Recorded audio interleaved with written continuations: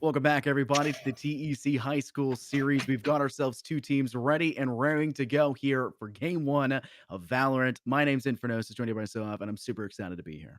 It's good. Hey, it's good to be back. This is my returning season for them. So, and for us, I'm excited for you to be here too, because there's some great teams coming up here. The good match today, Penn Trafford, who is returning from last season, had a great set versus Gateway, who we've not seen before and we're not really used to. So I don't know what to expect from them.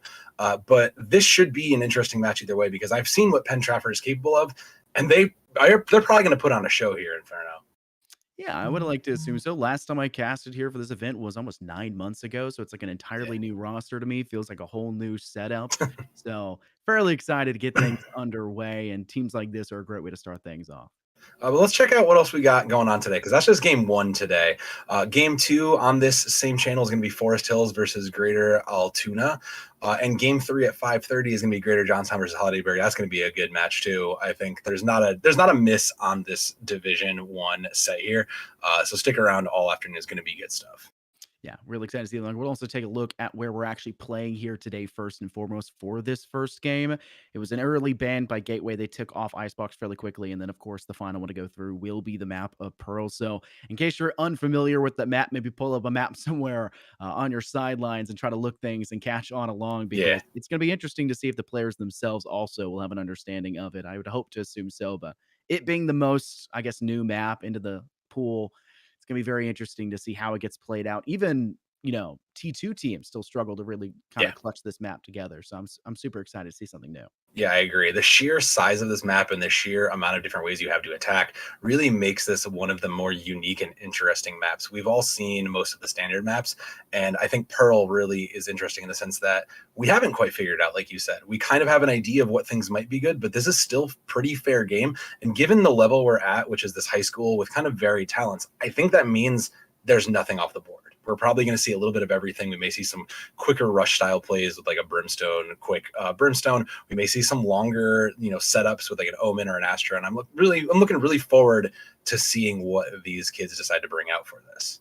Now, I know these high school kids may have heard of a little something called trickle-down economics. Well, I'm here to teach you guys something called trickle-down stratonomics. You see it in the Pro League, you see it up in VCT, it drops down to your T2 scene, it drops down to your amateur scene, and then it drops down to collegiate and down to high school. That's where we're going to start to see strategies that maybe VCT had before. Teams starting to implement a little bit more and more. You'll see glimpses of those, like really high points of success, really big changes in strategy. I'm expecting to see those really quickly, because teams and young players especially, they're on the up and up. They're going to be replacing some of the high players. They're watching. They're keeping their eyes out. So higher collegiate players, T2, T1 players, keep your hot seat on the ready, because they're watching every move you make, and they're soaking that up like a sponge. I'm actually going to take this moment to shout out a couple of returning players here, because it's specifically M&A from the side of Penn Trafford. We saw her a lot on the Viper last season, and she knew lineups. Like, I've been following Valorant pretty efficiently, and she just had lineups that I hadn't even considered. Granted, I hadn't played a lot of Viper, but she was very, very efficient on that. So between her, Gunzer also put in a lot of work on Brimstone, had a lot of those kinds of controller angles really unlock, and Quarter just had great aim and some great use of utility from the side of Penn Trafford. So all those kinds of things that they're learning, I really expect to see the caliber of these teams have gone up, simply because, like you said, that trickle down. We're all always learning. We're just in a different school here in Valorant. Listen, I've been in high school at one point or another, and that feels like a century ago at this point, but I also know what you do in classrooms. Sometimes you don't pay attention. Sometimes you pull up that YouTube video and you're looking at Sova lineups. And Yeah. I think we're seeing players now look at Viper lineups to make sure they find that perfect placement. And it's really helping players, especially in a map like Pro, where Viper needs to have really concise placements of those toxic screens over towards that B long to really cut down those sight lines over towards A. You need to be very smart about where you place your toxic screen. There's too many angles to step out of, whether it be back through Secret, back through plants. There's so many dangerous spots for the defenders to retake that objective. You've got to really rely on that Viper and that utility. So they need to be really steadfast in their approach. They may not even, I mean, you've mentioned the Viper already. I mean, we may not even see that. For all we know, we could just see a bunch of random stuff we'll ever see. But as we pull up this and we load into Pearl, yeah, no, I agree. There's so many different kinds of angles and things you have to be aware of. There's so much sight lines you have to control and information you have to prevent from getting out there. And yeah, this is not what I was expecting. I think we were kind of preemptively looking at stuff. I don't think it's trickled down here yet, because you got a Brimstone lock from what looks to be the side of Penn Trafford, and that's very interesting. They're eyeing double initiator, and I do like that. The solo Sage, I'm a little iffy on that, honestly. I kind of feel like you might want a different Sentinel. You might want to look to a Chamber or even a Killjoy just to give you some space. But meanwhile, on the other side,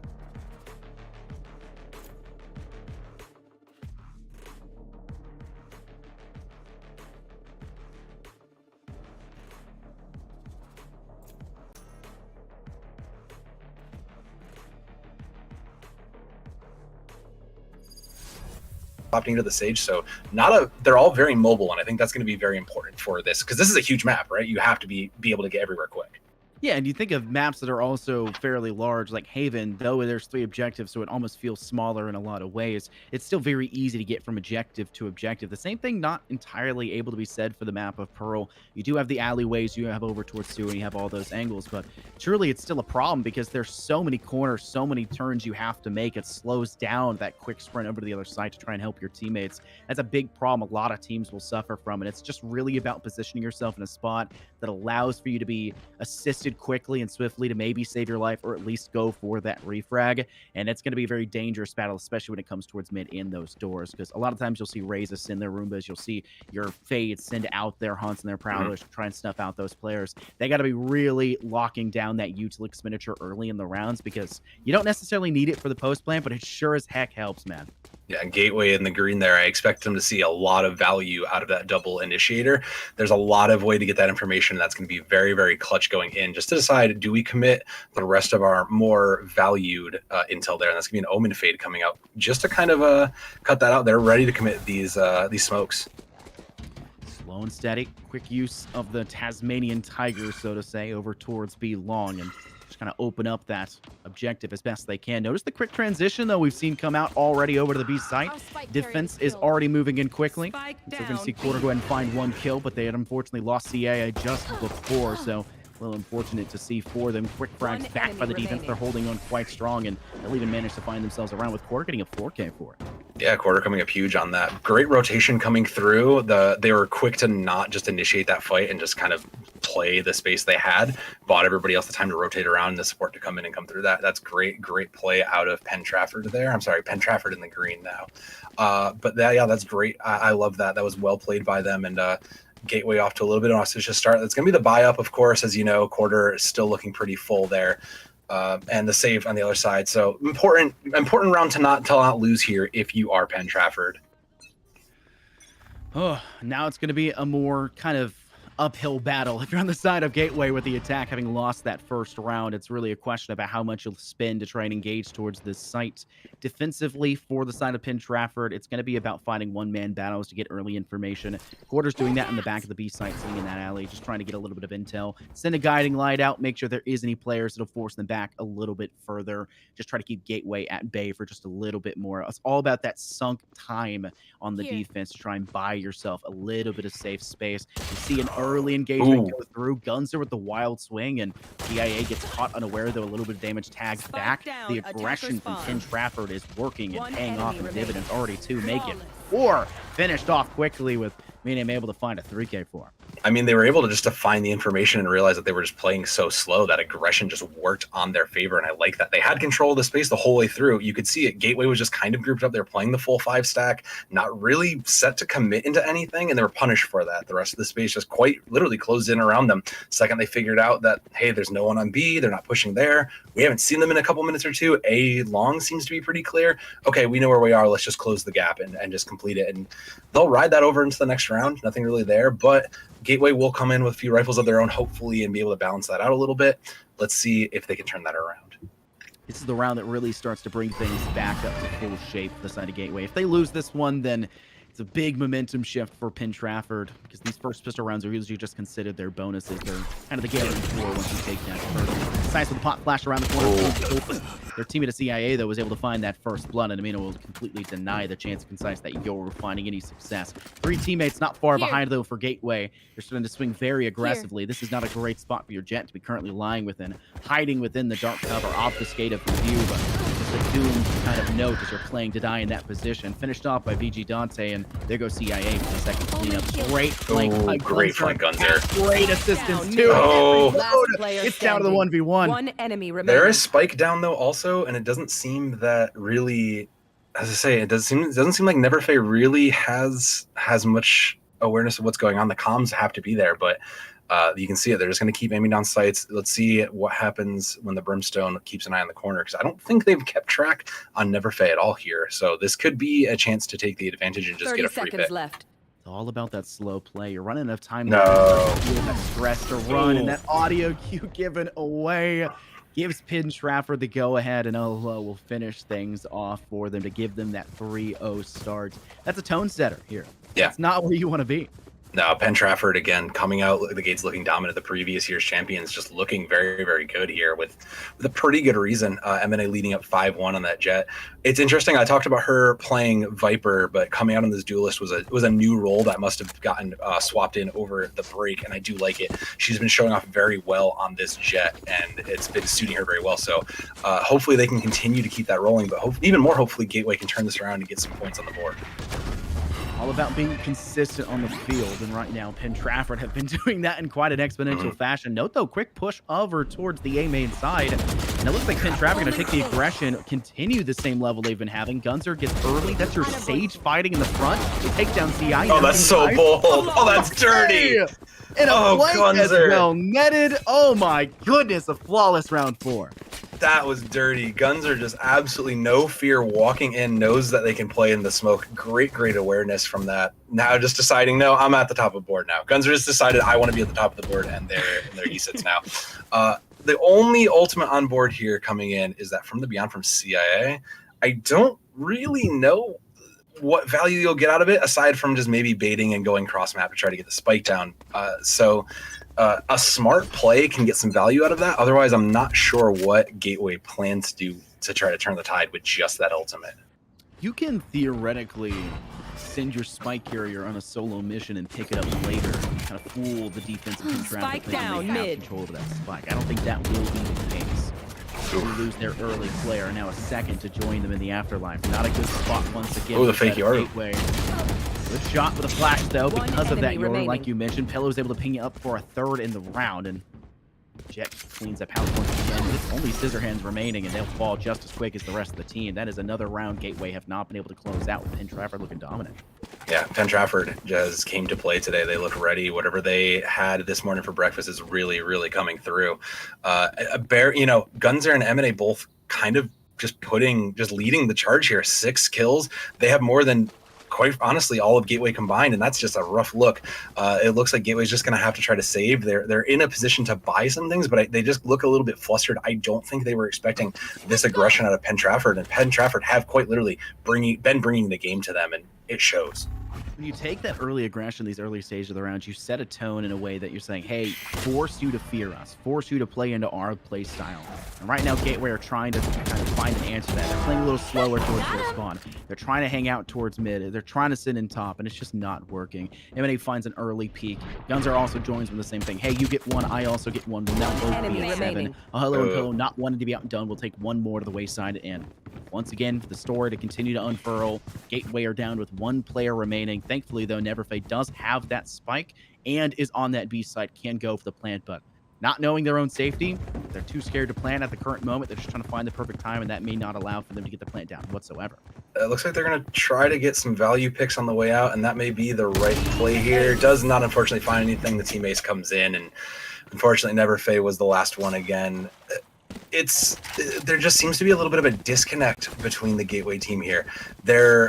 There's not really much communication, it seems, in regards to what are we doing, where are we going. The plan, we looked great. We looked like we had a plan attacking B long efficiently that first round, and it looked very well set up. But since that first round, we haven't really seen that kind of commitment, that kind of idea that we're going to, all right, we have a plan, we know where we're going to go, let's use some utility and get it there.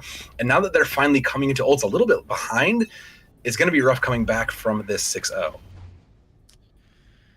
Momentum is kind of a fickle mistress in the terms of the fact that once it starts rolling in your favor, it can always go back the other way. For Gateway, they just need the successful 1 or 2 rounds sprung together and then trapped to be in a spot where it's got on even footing. With the way that they've been playing these rounds in such a dominant way, they've not been dropping rifles. They've not been needing to buy rifles because they haven't been dying. And they've been winning every single gunfight, so they're all essentially going to be maxed on credits by the end of every single round. It's just not where you want to sit. Great idea from Gateway, though. Completely trapped. Hello, they were going to play to die. They try to get at least 1 free frag back. Not allowed. But you've left it. Yeah, that's just a big misplay for them. CIA was about to use that from the shadows we mentioned previously. They will take down Pillow, but a double swing, 1 in mid, and 1 over towards A finishes the job with Quarter finding the last 2. That was the kind of teamwork and that kind of play I was looking for, because they got themselves into A, and I'm not quite sure what happened. I think they were just hanging back with Spike and someone just left it behind, but that was the kind of play I was looking to see, and that kind of commitment to, all right, we have a plan, we know what we're going to do. That's what I want to see more of out of Gateway. And to be fair, this is a tough opening match. This is the previous season champions you have to play up against.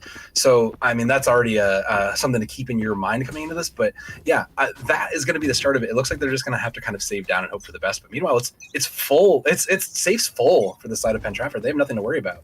Yeah, I mean, that bank is padded to the brim, looking like Scrooge done from Disney. This is just Penn Trafford's game, and Gateway are playing into it. CIA, though, quick flick from a minute all the way over to Pillow. Great job to go from doors to arts, really kind of giving themselves the go-ahead here. Quarter's in a good spot within Alley, out of getting that cubby point and link to. Oh, great. Great play from Quarter. Oh, my goodness. Finds the head of 2. And Gunzer will commit themselves on that feed, but Quarter, the highlight of that round for Penn Trafford. That's a 3K again. Yeah, Quarter just put on a show there for the end of that.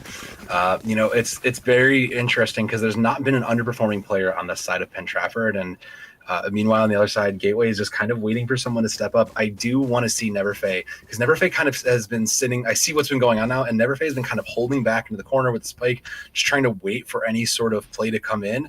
And I don't think that's the right play. Constantly they get punished for that. You need to kind of play a little bit more together. It's good to keep your eyes on your head on a swivel and keep yourself looking for everything, but you can't afford to get yourself back into a corner in a position where you lose Spike. That's too important to get rid of, especially we're coming into the end of half, so any kind of benefit down. And I saw that Yaro flash themselves. I saw that.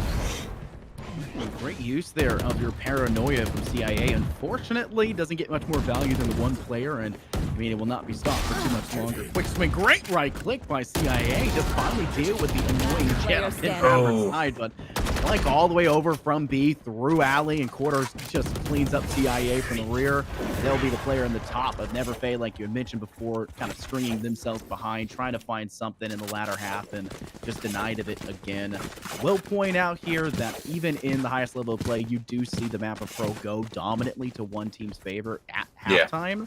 So there is still plenty of room for Gateway to make a return of resurgence in that second half, because this is a fairly common result for Pearl. Yeah, this is a fairly, I want to say, defender-sided kind of a map in a lot of ways. This is really, really easy to kind of buy the time for rotations, to really allow your team to kind of come in and set yourselves up for success. Attacking this has been difficult. Anybody who's played this knows, but you know, yeah, like I said, like you said, I want to see in the second half how this changes, because now we're kind of getting some plays, and with M&A catching that wolf to the face, that's going to be a little bit tougher. They have to know the information's there now. Oh. There you go. Cleaned up Pillow. Good for 1-2. Nice. Spike down. Closing up. That was Pillow, who's previously in the bottom of the score feed for Penn Trafford. We also had stated before, nobody was really lagging behind. That's because even when you're not able to pick up all the kills, because maybe Amine and Guns are stealing them, you're at least able to really assist the team with that util and around these corners. Yeah. Great job by Pillow to ultimately find a 3K in the round, saying, hey, you know, everybody else on my team can do it. I can also do it. Now it's a Hello's turn, not to put any pressure on their shoulders, but they also need their own 3K. I think everybody but them have so far gotten a 3K in Penn Trafford. Yeah, but speaking of that, the ultimates are basically all on board for the side of Penn Trafford, so they're looking pretty stacked still. The only one just a little bit short.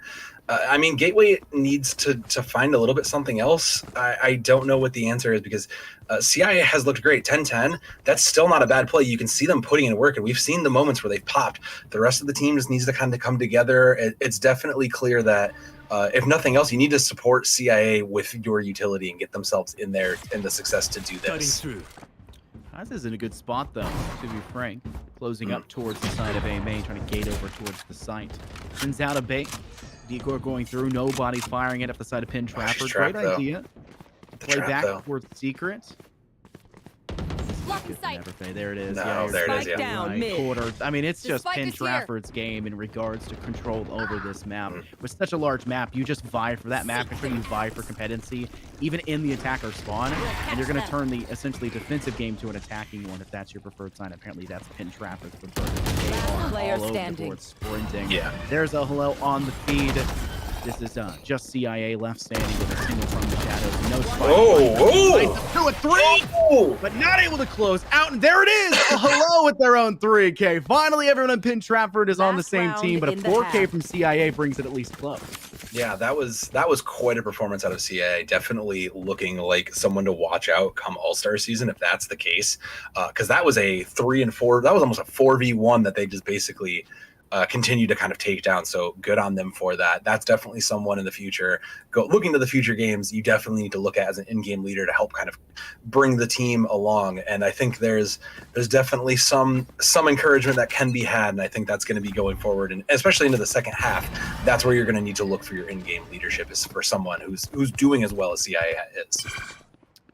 Slow and steady for the last round of this first half.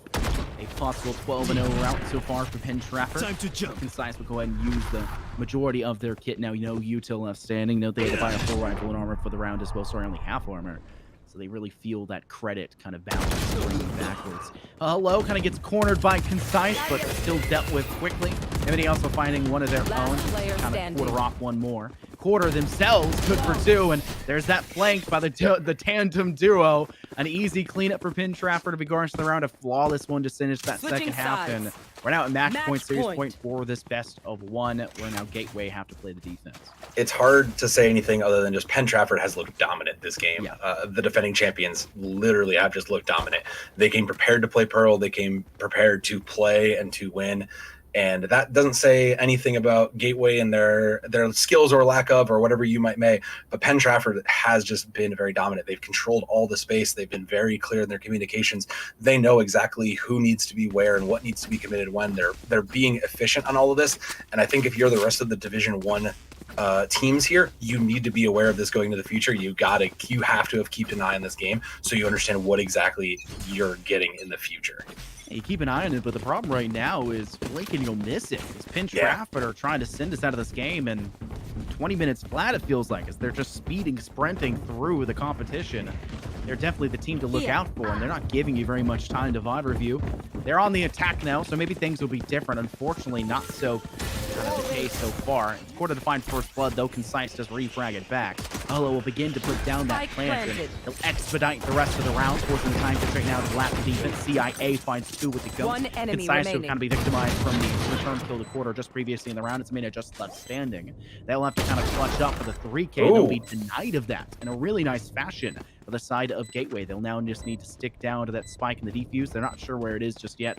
They'll finally just spot it. There it is. Now they'll get it. Yeah, there it pick is. up their first round for it. They'll give CIA the pivot to make sure they can charge that. Yeah, I think that's not a bad place to be. You got to enable the person who's putting out the most work, as it were. So I think that's a good place to be, and good on them. They're still fighting. It gives them an advantage to keep this going on in the future. Maybe they came up even with a gun or two, because you can see it. There was a couple sheriffs. I think Penn Trafford was expecting to close that out there, and if that's the case, they might be a little further punished on that. We'll have to see what happens and what buy-ups happen, because I mean, Penn Trafford smelled the blood in the water. They're ready to close this out. So I think to close this out, they're going to have to try to do their best to get CIA under control. If they can manage that, it's kind of shown through this game so far, they can close this out. So let's see if they can. Gateway, they'll get their buy around here for the first, kind of after their success of the first round of that second half. And because of that, Concise from the back of B is able to take one straight to the afterlife from the side of Penn Trafford. Good way to start. Still plenty of chances to find one more. You do have to deal with Gunsers just trying to work their way around that back screen. They'll miss the first shot, not be punished because of that. Just really not the right weapons in the hand of Penn Trafford because they lost that first round. They can't really act in the way that they usually would want to, so they're just trying to play a very cheeky spot all the way through water and mid. I'm sure you're seeing that already. They're starting to flank back towards the A side. And though they do eventually lose Gunzer, that is 2 players deep in defender spawn that was completely unknown to the side of Gateway. This could be punishing. Could be. The heal will come through there, so that's going to keep the rest of the team full on, and the rest of the team is now playing from behind. The numbers favoring the side of Gateway, so it looks like they're ready to kind of keep this in match, but they don't have all the angles in Infernosis. They don't really have everything available. Use up the tailwind, doesn't necessarily need to use it immediately. We'll 30 use it to collect a Spectre. Quarter off screen, finds Scissor Hands, and that equalizes us out now in a 3-on-3 despite the solid start by Gateway in this round. The flank didn't brew up to find out the whole team, but at least gives you a big enough of a chance to kind of make that resurgence that Penn Trafford are looking for. Quarter swings out very quickly through the connector, cuts down the player inside, trying to step back towards Link. Quarter with the Frenzy still not being punished for being all over the board. Deals with one more. Eminent able to finish the job. As Never Faye will be the last to fall once again for the side of Gateway, and the scoreline will fall 13-1 for Penn Trafford, who looked gorgeous for that matchup there on Pearl. They just looked pretty dominant. There's not much to be said about it. They knew exactly what it is, and you can see it. You can't really see it on it, but on the board, CIA happens to be at the top at 18-13. Put in a button mark, but the entirety of Penn Trafford right underneath that with M&A leading that board. There it is at 18-5. So I mean, yeah, just a dominant grouping of Penn Trafford. They've looked really, really good, and they put in a great game to get that out. Gateway, I haven't seen Gateway in the past. That wasn't a bad showing from them. We've seen similar teams do well and hit mid-table. So I think given the rest of this season, Gateway can turn around and kind of pick this up. Like I said, I'm going to look forward to CIA in the future to kind of lead that team and kind of get themselves and the rest of the team ready, prepare some strats, just kind of be that leader role. So I hope down the line we'll see that out of Gateway. I have never seen a 222 econ rating in my life. That is high. That is really high. 3 deaths. 3 deaths for 2 players. Quarter and a Hello are the 2 players that had only 3 deaths there on the side of Penn Trafford. And on top of that, a Hello was dropping an 11 bomb, which was double digits clearly, and was so consistently not needing to buy out that I'm sure they kept that Spectre they forced buy in round 2 for 6-7 rounds. That's just how it worked out for Penn Trafford. No reason to. They dominated the first half. We saw glimpses of success from Gateway. An amazing way almost to finish off that first half with CIA finding that 4K. Just couldn't close out for the ace because he got flanked from behind from Art. But still, like you said, if there's an all-star game for Gateway, keep your eye out for CIA. They're a player. They're a star in the making, especially against the returning champs, like you said, at Penn Trafford. That's a way to start the season, even if you take the loss. Yeah, I think even regardless of the loss, that's a great way to put yourself out there and to make a name for yourself. We haven't seen much of Gateway in the past, so to come out and say, hey, look, we've got a dominant player. We can contend with some of these other teams out here. That's a great start, and that's, like I said, that can get you up to at least a mid-table, depending on the rest of the field happens. But that's enough about Game 1. We still got Game 2. two coming up, right? They've got game two coming on. We're going to take a quick break, and we'll be right back for that second match of the night.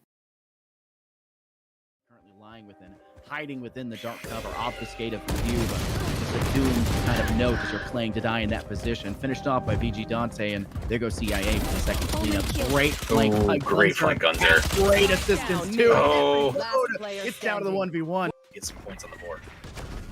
All about being consistent on the field, and right now Penn Trafford have been doing that in quite an exponential fashion. Note though, quick push over towards the A main side, and it looks like Penn Trafford going to take the aggression, continue the same level they've been having. Gunzer gets early. That's your Sage fighting in the front. They take down CI very aggressively. This is not a great spot for your Jet to be currently lying within, hiding within the dark cover, obfuscate of view, but just a doomed kind of note as you're playing to die in that position. Finished off by VG Dante, and there goes CIA for the second cleanup. Great flank.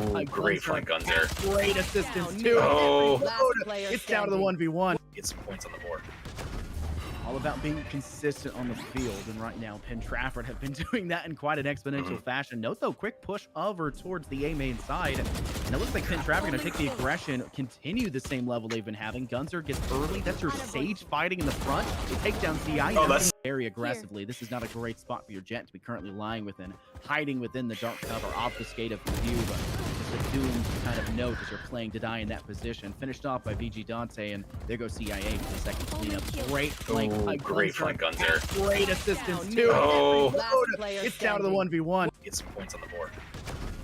All about being consistent on the field, and right now Penn Trafford have been doing that in quite an exponential fashion. Note though, quick push over towards the A main side, and it looks like Penn Trafford going to take the aggression, continue the same level they've been having. Gunzer gets early. That's your Sage fighting in the front. They take down CI very aggressively. This is not a great spot for your Jet to be currently lying within, hiding within the dark cover.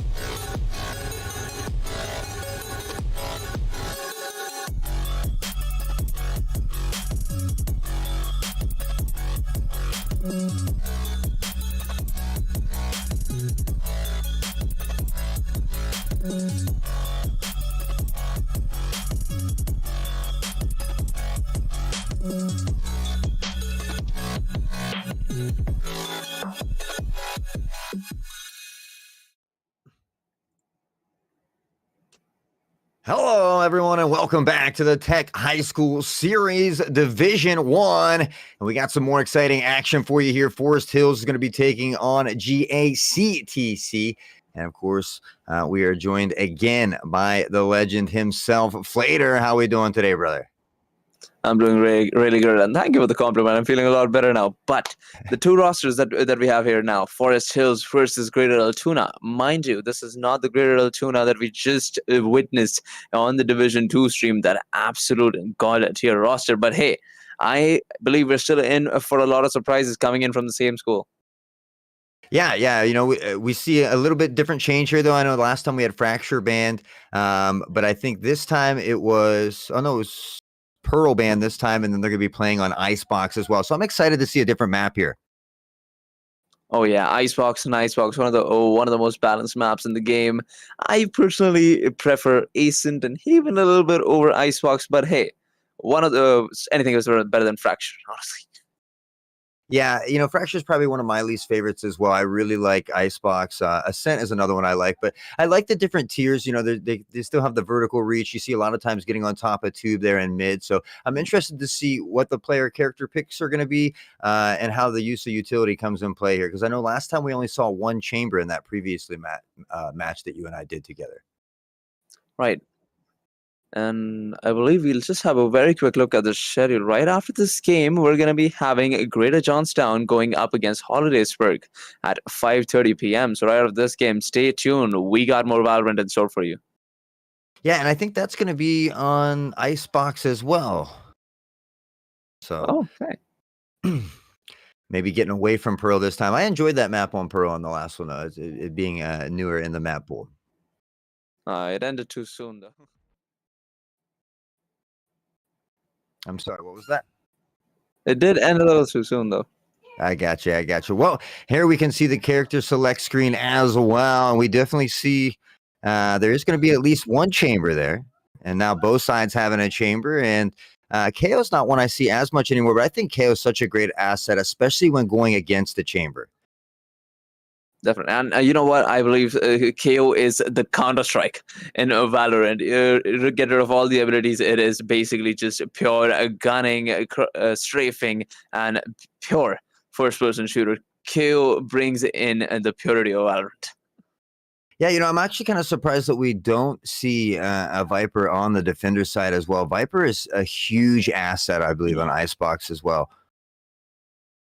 Definitely is. I believe they are trying to counter that with the help of Omen, but we will see how they bring it into play here. We got two duelists and one centerless chamber. Pretty much a duelist, but it's going to be pretty exciting to see how these two teams fare up against each other in a map like Icebox. Quite well balanced. Yeah, you know, I like Reyna for the blinds here, but I actually think I like Raze a little more. Again, a lot of times I see characters blasting up above that middle tube, getting some good height over boiler and seeing into B site as well. A lot of times, you know, when entering the B site, the double blast pack can get you in good positioning up top the tower as well. So I look to see Raze utilizing those blast packs here in this match, and I'm certainly we got a banger ahead of us. Definitely is going to be a banger, and I would like to point out that Forest Hills are currently in the defensive position while GACTC on the offense, and it looks like from the positioning we have a very basic 2-1-2 coming in from the defenders, while GACTC look to go for the A site. Yeah, and there's some crazy statistic like 73% of the time attackers attack the A site first on this map, and I'm not sure. Oh, I guess the A site can be a little bit easier. You have that long haul to go down on B, can make it more difficult. We see the Viper wall going up here toward the A site as well as they begin to pressure. A little bit of a rotation coming in here as well from Forest Hills, and hopefully they can get here in time. Viper on site. Snarf's going to find one here on Jetta as well. Now Zeta looking for the flash over top. Going to drop that in around that default plant as well and try to keep that from going down, but it looks like it's just a little far. Spike planted. Just a little far. The bomb is going to be going down for GACTC as they have taken side control here. Now a bit of a slow-paced game as it's Nug might be finding one. Good, gets the 2 bullets in. Now 2 bullets in the tank. Can he get another one? Yes, he can. Almost does, and he still manages to live. Yeah, it's crazy. Sometimes it can be very dangerous when that last shot rings out, but unable to get anything there. Nug will find one as he gets traded out. Strike with one more now on a 2v1, and that'll be racked up by Skip. We talked about that Reyna being in play here, and, well, putting her to work is Forest Hills as they take round number 1. They should be able to secure the next one here as Greater Altoona should find themselves on a bit of a eco. Great retake coming in from Forest Hills there. I believe Greater Altoona could have had better use of the Viper smokes instead of trying to take balcony. They could have taken a lower angle on the floors of the site, but that definitely wasn't the case. I would love to see what they do in this eco. Can they make it a 1-1, or we're just going to be seeing a full-on eco? I believe it's the latter. Yeah, and then, the Bulldog is highly underrated, I feel like. I'm glad to see Reyna here pushing that with B. We can see Bane trying to make a little noise. A quick pressure under tube as well, and they look to take site here in a hurry. They do have 3 stacked on B here for Forest Hills, but the pressure is coming in on a 3-2 split. Claw's going to find one with a headhunter as well. Aurora up top with a shot from the Marshall. The 2-piece is there. Snarf able to find one on the trade. Claw looking for more with the headhunter, but Zeta is going to sniff this out here with that Spectre, and now plenty of room, the player advantage as well. Not much health for KO as he is the one with the spike and still stuck behind yellow. Player standing. And there comes another kill from Strike Force down to a 1v3 situation. But look at that from Zeta. Peeks in, gets the kill, job done. Good luck with the 3rd round. But look at that from Forest Hills. Greater Altoona now will be starting on a bit of a back foot here, but the guns, the big guns, finally coming out. Yeah, able to come away with a full buy. So this is going to be an important round for Greater Altoona here. Really only taking away 2 kills in that previous round as well. So only 2 members for Forest Hills having to force up. The other 3 can still rely on that bonus and the Spectres. So they will be a little bit outgunned in this round. But certainly if they keep that crosshair placement the way it is, they could find themselves on top here in round 3 and put Greater Altoona into the trouble. Oh, all 5 of the players detected, and we see a quick rotation coming in from Forest Hills as Aurora is in such a good position with that deagle. But look at that. Well, they were detected. Now they take that rotation back, and we do not see anybody on the flanking position. So a lot of respect coming in from both these teams for each other. Yeah, KO's flash drive there, spotting literally 5 people, or 0 point, excuse me, but spotting 5 people there. So kind of forcing that rotation in early. We can see Yoshi picking up a kill. Now Claw as well. And now Greater Altoona is putting in some work with these rifles. There's the Roomba Boomba looking for a little intel. Does find it. Nug with a headhunter of their own. Could go 1-to-1 with Chamber here. Going to switch to the Spectre. One surging around yellow there. And Claw now with a 3K finds the triple kill. Looking to get more. Zeta through mid is going to be snarfed out here. And again, those rifles it just goes to show you how much more you can do with those rifles. Greater Altoona able to capitalize on that and start to fight back here. And definitely, Spectres against Vandals, there's only so much you can do. You can get the aim right, you can aim for the heads, but even then a Vandal always might just end up coming out on top. And that is exactly what Greater Altoona showed up and showed us in that particular round. But this might just be a more fair round as we have Vandals coming in from either of the sides. Yeah, this will be an interesting round for sure. Again, now that both teams on that full buy, so really an even playing ground, if you will. So Zeta being patient, nothing on the knife here, and again, now a slow push from GACTC as they begin to look their way toward Belt. We can see the Viper wall coming up, and this could be the intel they need. Maybe a small rotation come in. A beautiful nade from Raze to back Zeta off. One up into Raptors. That's going to be Aurora jumping around his Raze, looking to find the kill, but steps into the headshot. Claw on the trade, and some big plays coming out here. Great trade from Claw, followed up by Bane, catching Zeta off guard there, and full side control now under order for GACTC, as they might just be looking at a save here. That does seem like the viable option. Yeah, again, I mean, it is, but I feel like a lot of times in Valorant, the save is not as popular as it is in CSGO, and we will see him pushing in here. Strikeforce is going to get taken out. The intel is there. Nug finds one. The dash away from Bane. Up top into the nest. Claw gets one as well. Bane, 23 health, and at the bane of their existence, finds the 3K. 3K there at the end, free 3 kills, a good amount of money as well to take into the next round. And like you were pointing out, Counter-Strike saves greatly appreciated. Here they'll be like, yeah, we'll just go for the Spectres, we'll just go for the pistols next round. But no, that is not the best way to play, especially when a game has been this close. 2-2 now. Yeah, great job from Greater Altoona to battle back, of course, winning up on that rifle round, and then again returning to Forest Hills. So Forest now finds themselves in a bit of economic trouble. We'll see if they can play this out. Luckily for Aurora, has the Blade Storm with the Blade Fury. And we'll see if they can make that work. The pressure is coming toward the A site, nice and slow. 2 on Belt, though. Yoshi's going to be one of them, about to step out. And no, there it is. Aurora with a beautiful headshot. Now on the back pedal, the dash is there, looking for more. Up top, floating around with the smoke in position, already in the 410 maze area, and Aurora's gonna find another. This ult is popping off, 30 health remaining. Can they find another, dashing away to safety? What a close one.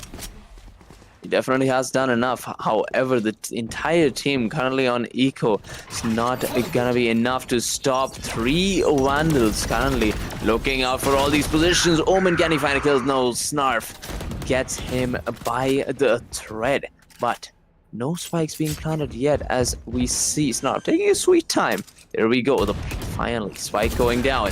Spain might be finding one here, down to a 3v3 situation. Zeta with the spike. I believe that is the Stinger. Yes, could have done something, but no kills for him yet. Yeah, you know, and the Stinger recently had some buffs as well, so it is now more, kind of in play a little more, as we see Bane grabbing a kill there with the Vandal on the back pedal from that flash from Reyna. Shots ringing out. Reyna unable to hit the mark, though. And KO, not much left as far as health goes for KO. And they're just biding all the time they can. Claw with a 2-piece, and Claw is beginning to heat up. And like I said here, 3 Vandals against 5 pistols. There's only so much you can do. Jet, the team, Bane, or rather from the opposite team, did get 2, but it was not enough to stop the wrath of Claw and Bane in the final moments of that particular round. And once again, the third round, the hat trick for GACTC now is in order. Yeah, again, now taking the lead here for the first time tonight is the Greater Altoona, and again, Forest Hills looking to answer back. Now they have secured some funds, so they will be able to buy here. We'll see that suppression knife come out, but again, no intel there, as there is a fast push toward the B site. Skips about to pop out with the spray, able to find one. Snarf, though, does get the trade. Zeta lurking near mid here, but Bane lurking even harder. They're about to go head-to-head, face-to-face, and it's Zana who's popping heads and getting Brad here. Nug looking for more as the plant goes down with ease. One tucked behind yellow. They begin to fall back. The Viper's Pit is going to fall into place here, and they're going to try and lock down this plant. And this Viper ult is absolutely huge. There's nothing you can do, especially on a site like B on Icebox, with not a lot of angles to hide behind. As we see, it's Nug still finding one out in the open, but look at that by Strikeforce, finding Viper there off the corner. And would you look at that retake? I am really surprised they got this round. Yeah, you know, I was kind of thinking they might be able to take it, but I was certainly think they were going to lose at least 2 members there. For them to come away with still 3 remaining is phenomenal. Viper's Pit down, but losing that all. Forest Hill, that's a huge round for them to tie it up here.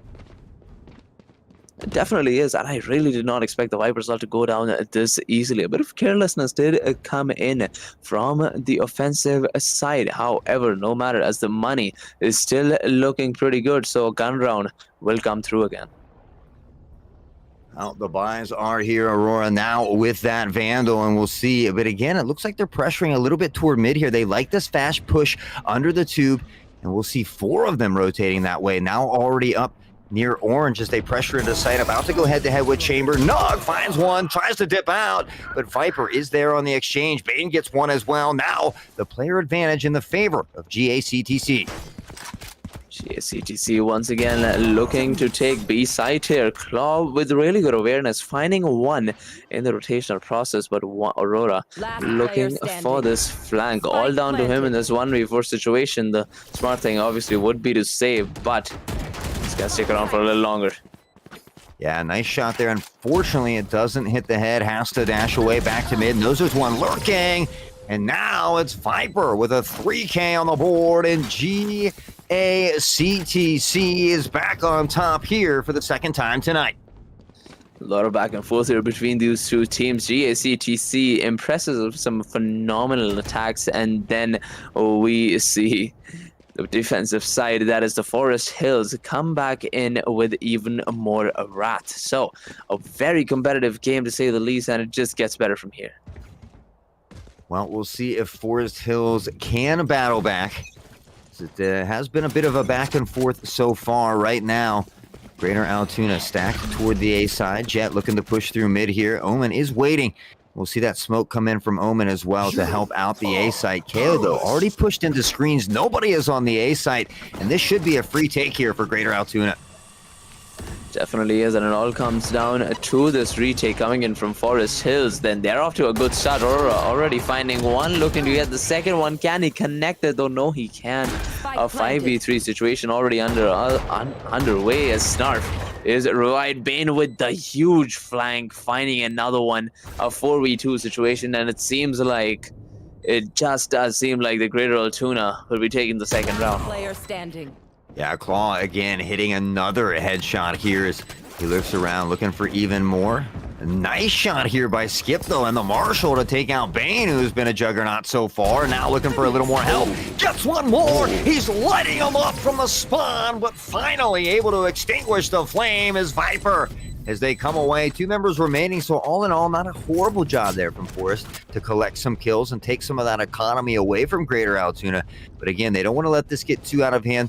They want to get near that, kind of keep this one even. This map can really go either way as far as being an attack or a defending map. And each contact there from the scout coming in from Reyna was important to drop down this economy. Each shot, each bullet coming out of the scout that connects is going to be an armor that needs to be repurchased for the opponent team. But a 2-round lead still exists, looking to make it 3. Yeah, it looks like Snarf might have miscued on that suppression knife as well. Hit the wall just in front of him. A big spray through the smoke, though, nearly avoiding the damage is Nug. Ticks back here to safety, and now the pressure coming from Greater Altoona onto the site. The Viper's pit yet again, and this should allow them to plant with a bit of ease, but lurking around here is Nug. Has a big play, gonna take out Kale. The spike will fall as well. The intel there. The pit still up, however. And now the plant about to come in. Bane, there's the shoulder peak. Aurora spots it. The spray is there now on a 2v1. They have a chance to clutch this. And this is not the first time that players have been caught outside the Viper smoke, just lurking around. And you gotta learn your lesson by now. It's not worth it. And this could have been another deja vu here. Viper hanging on by a thread. Still a 1v2 situation with not a lot of time left. It's all about the timing here as Aurora still manages to escape the situation. And there's the headshot coming in from Zetodi, as he would just be peeking around this corner and finding Strike Force in the process. 3-round lead now for GACTC. Yeah, that was a nice job there by Sidoti to secure that up. And honestly, I would have liked to seen Omen and Jet push together there a little bit better. I saw Aurora trying to wait for Omen to get into place, but once Jet had spotted Viper behind Yellow, Omen really needed to pick up the pace there a little bit. Unfortunately, unable to come away with that round as Greater Altoona now doubles That leads 6-3, and they're putting on quite the performance on the attacking side. However, again, much like in Pearl there, we can see A and B nearly opposite sides of the map, right? Really far rotations here. So when you have good use of utility, this can very easily be an attacking siding map. Definitely, and how well these two sides are connected just gives the offense so many more options to just diversify the kind of attack that they're going with. Go for flanks, as we see Aurora looking for the exact same thing. Senses the alarm bot is going to be going exactly bad as Bane finds one. The trade coming in from Aurora, as we are down to a bit of a stalemate here in a 3v4 situation. Aurora is peeking around the corner, trying to find one. He's going to be wasting some knives there, as it's Nug still looks and gets one in the process. Aurora needs to be a little careful here. It's Nug. Let me focus on him as the Deagle comes in with 2 kills in a row. Yeah, beautiful job with the Headhunter channeling his inner Deagle demon. Raze, though, waiting patiently. The double blast pack, looking for one, finds nothing with that rocket. And Skip with the Sheriff says that's a wrap. 3 still standing for Forest Hills. And you want to talk about an excellent retake. There is one, because not only was it a retake, but it was a thrifty as well. And just a phenomenal eco round from Forest Hills. And I definitely want to talk about that flash coming in from Skip off there in the end. Absolutely essential to make sure that the rocket launcher was missed, and that is exactly what happened. Good awareness coming in from Skip off. Yeah, I always say I used to main Raze myself, and whenever you pop that rocket, Jet is one of the last targets you want to hit. That dash can be so detrimental to getting out and avoiding that rocket. Here we see the suppression blade from Zeta. Could spot a couple, but it looks like, oh yes, he does get 3 here, and now the rest of the crew is going to push in. This is going to be a fast push toward A as well. I think Zeta has a good idea. We see him overloaded as well, looking to stall out any ult, especially Chambers there on the reverse side. So we'll see if maybe they decide to rotate.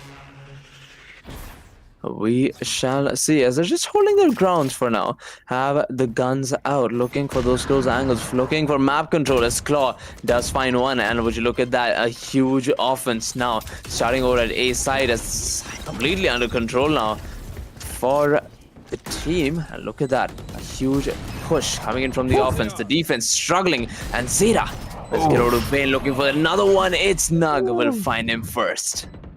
Man, Claw has been so dirty with all his shots, but Zeta kind of showing a little bit of disrespect there, just freely re-peeking over and over and over, and unfortunately, or Nug, excuse me, but Claw unable to hit the shot with the Tour de Force, and look at Zatoni stumping out, popping heads to 3K. Yoshi able to wrap it up here, 7-4, and Greater Altoona turned that round around nicely. I'm going to be perfectly honest, I need to get an instant replay on that, because those kind of headshots, I do not see them every day.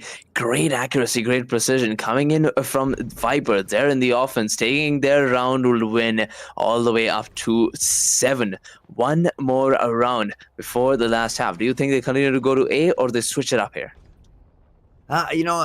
Whatever works, if it ain't broken, or if it ain't whatever they say, I guess I butchered that pretty bad, but if it ain't broken, don't fix it, I think is the saying. But yeah, they've done a great job of mixing up the strategies here, so I don't see why not. Kind of keep Forest Hills on their toes. They've done a great job doing that all game.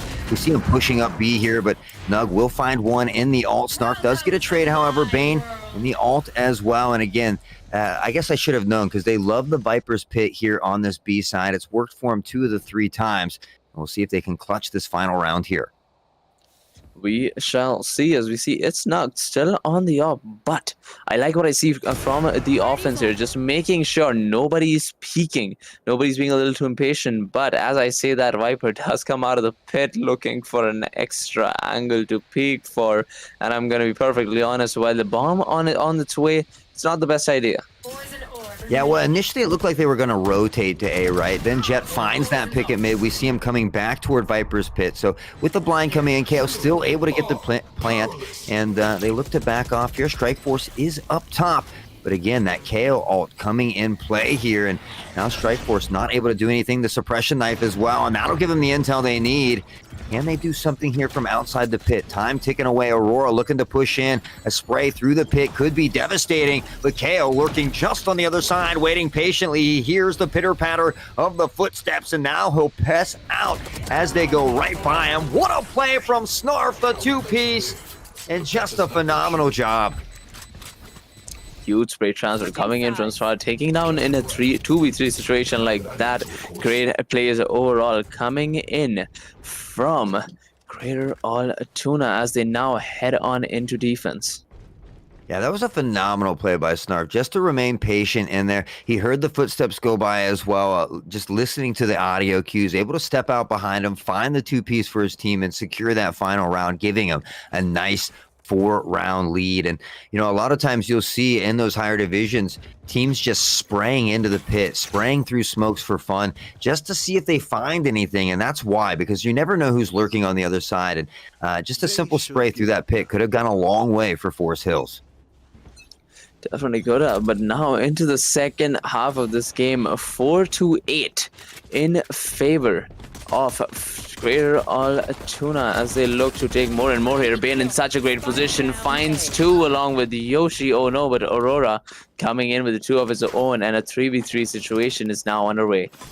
Yeah, I can't believe they didn't check that nest. That is such a common spot as well. Bane really getting away with a dirty play there. Aurora had a nice two-piece to the return, but they still find themselves a player down. And with that, Zatati will kind of see the rotation coming in. Unfortunately for them, the spike is down, and Nug with the headhunter putting in work and the equalizer now on a 2v2. And with that, Reyna will pick up the bomb, look to rotate, but Chamber is holding mid here. He's going to spot Reyna on this, and Claw's going to get the kill. That's a big one.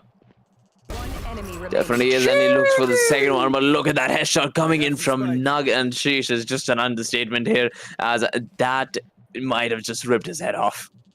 Yeah, just absolutely painting the wall red. A beautiful headshot. Snarf, though, now in a tough position. Left. Didn't get far enough forward to tell if there was a cross toward B.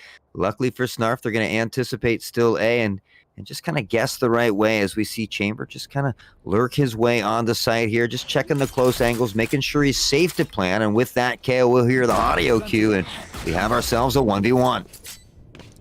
1v1 situation. It's Nug versus Snarf, and he already has spotted him, but the impatient game coming in from Snarf might come back to cost him. It doesn't. Snarf, with the constant spray, does manage to come out on top, to my very little surprise.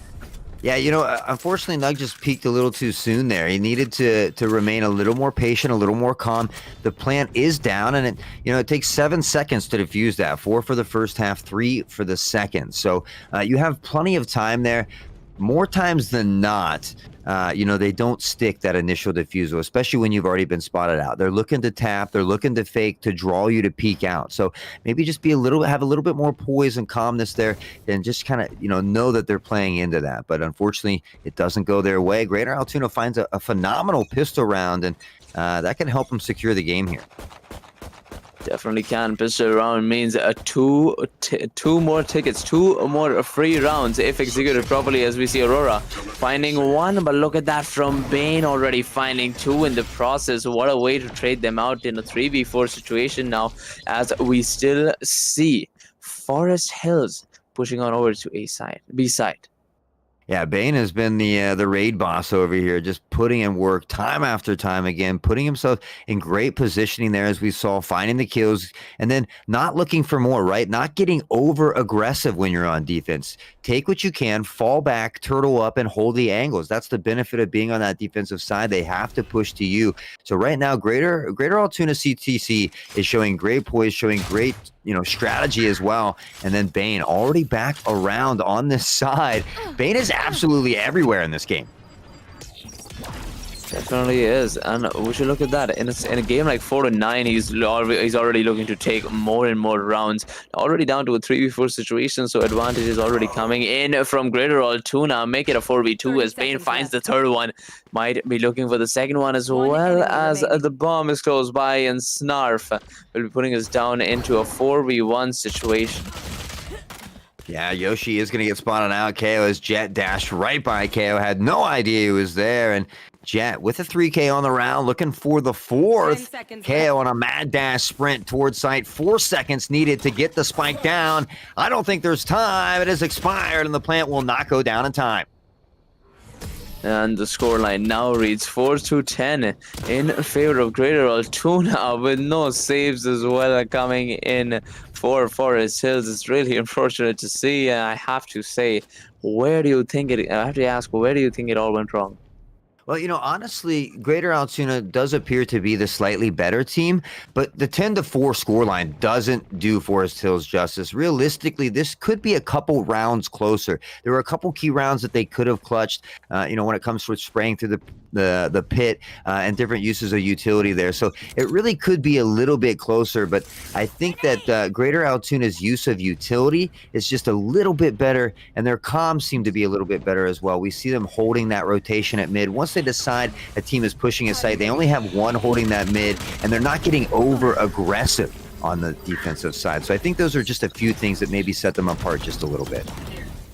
Definitely so. And with that being said, still on the 15th round here, while another A push keeps on coming in for Greater Altoona as it trades left, right, and center. Bane's now finding 2. Zeta with the 3rd, and the 4th one might finally be underway as, oh my god, he's at 5 HP. Why is he continuing to go? And Zeta finds the own kill. Yeah, unfortunately, he kills his teammate there, and maybe a little bit too much pressure from Omen. The smokes, everything would be nice here in a situation like this, especially when trying to retrieve that spike.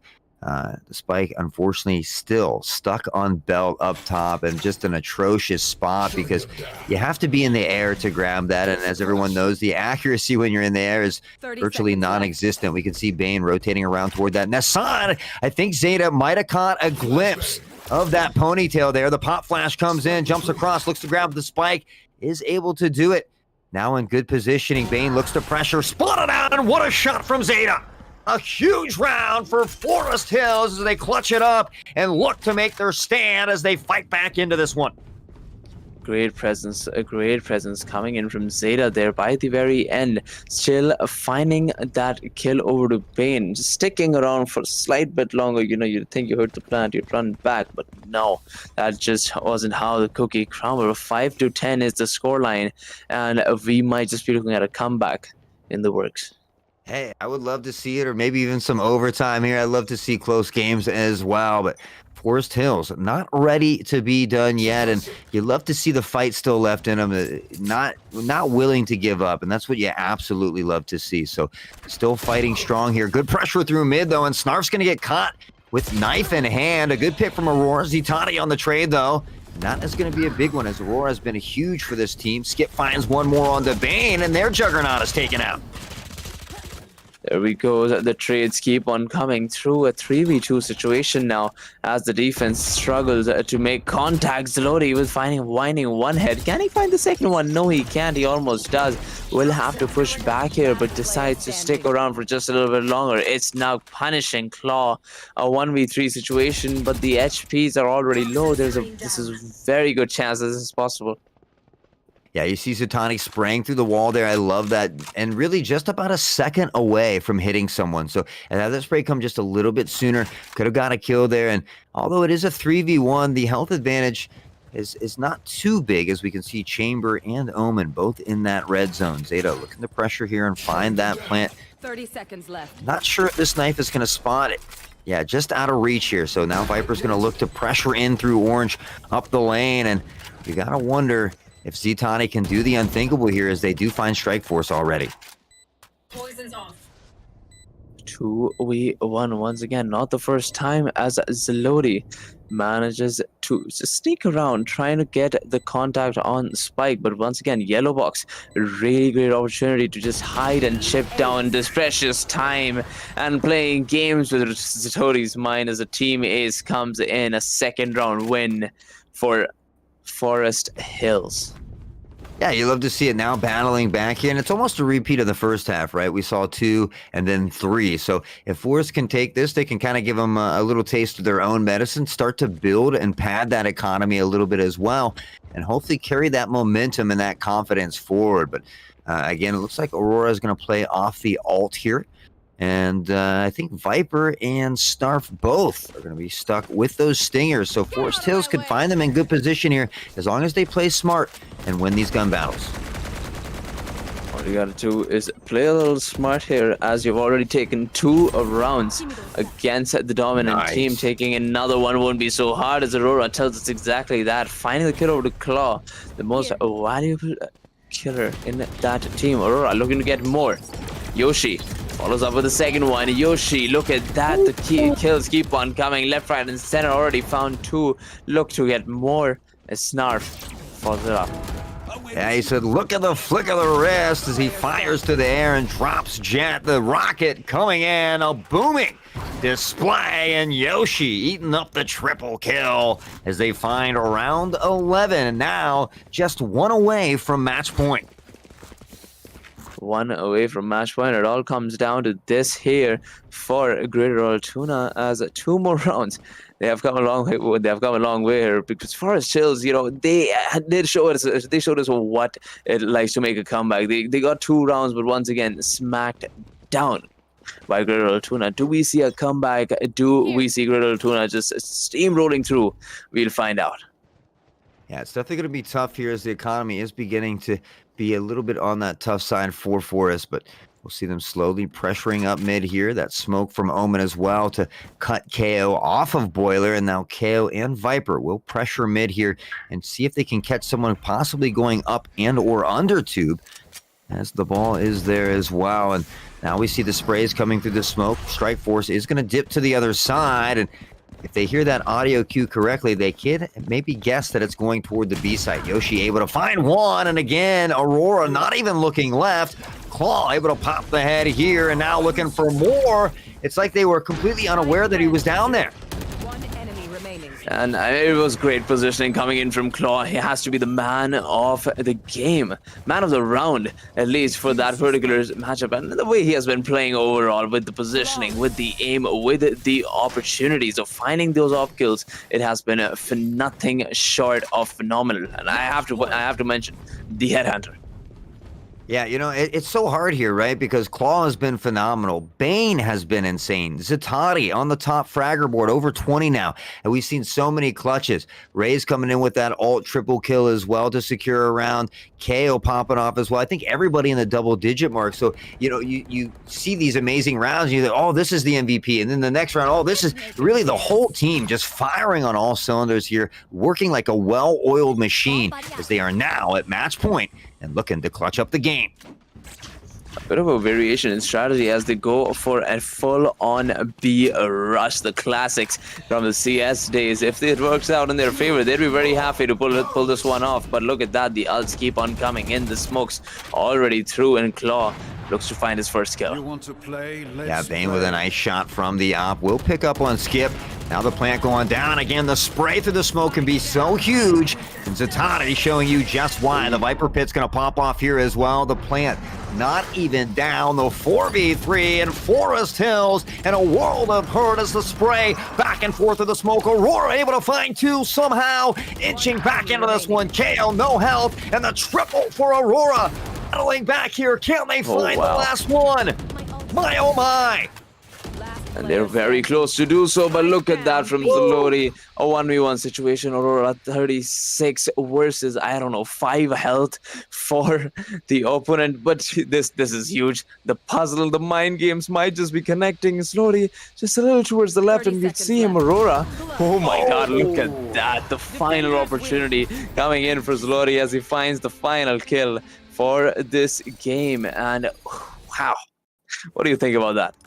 Yeah, you know, honestly, that was crazy. Yeah, initially there in that round, I'm like, okay, you know, GACTC has secured it. The Vipers Pit's up. They have the player advantage. And then Aurora popping off, finding a triple kill, you know, and really turned things around. Then it was a 3v1 in the favor of Forest Hills. But again, Viper just doing what Viper's done all game there. 25-8 8-9, just putting in an absolute showcase as she clutched, or they clutched that final round as well. And again, we see GACTC taking their second game of the day that we've casted, at least, Flater. And I have to say, I have to just point out once again the Viper coming in from this team. You getting kills from a duelist is one thing, but getting kills as a sentinel, as a controller, rather, is another thing. And top fragging is just a cherry on top. Yeah, you got to give hats off to everybody. Everybody played very, very well. So hats off to both teams. But I believe we're going to take a short break, guys. When we come back, we're going to have even more Valorant action for you. So don't go anywhere.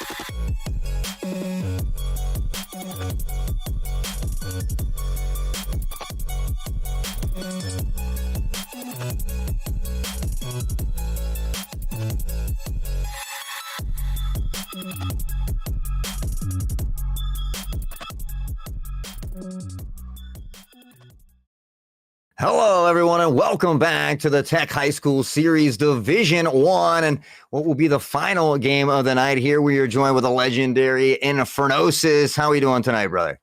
Doing really good. I'm excited. Casted game 1, and that was a really great game for one side more so than the other. A 13-1 scoreline on the map of Pearl. So saw the game of Icebox just previously, a lot closer. I'm hoping this third one is be about the same tale.